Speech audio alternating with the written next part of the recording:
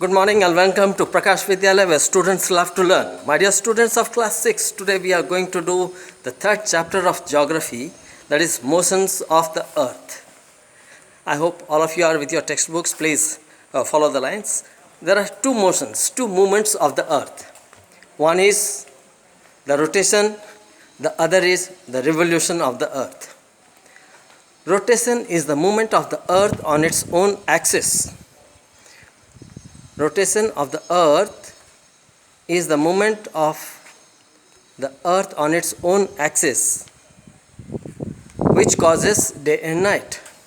And revolution is the movement of the earth when the earth revolves round the sun and it has a path or orbit on which it moves. This is called the orbital plane, and it takes 365 days to move around the sun.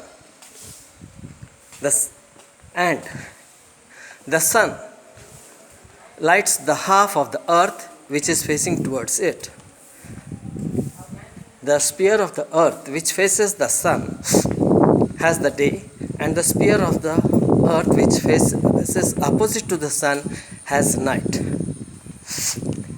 And this marking line which divides the day and night is called the circle of illumination.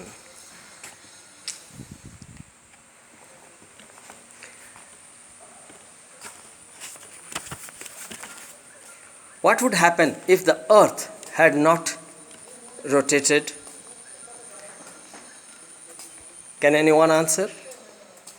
Had the earth not rotated, then the portion of the earth facing the sun would always be day, and the portion of the earth facing the opposite side will always have night.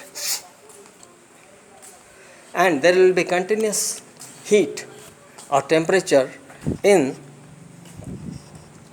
that hemisphere which faces the sun, and there will be complete darkness and night in that hemisphere which is opposite to the sun with lowest temperature.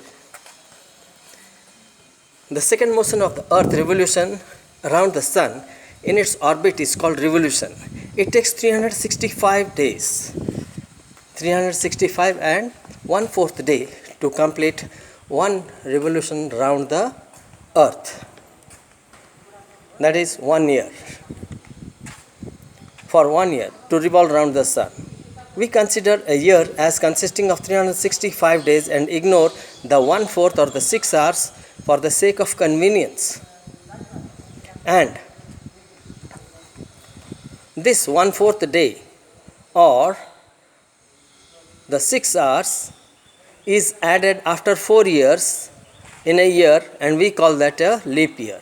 That means these 6 hours are made into one more day and added to a leap year, making it 366 days, and February having 29 days. I think you all know that February has 29 days in a leap year.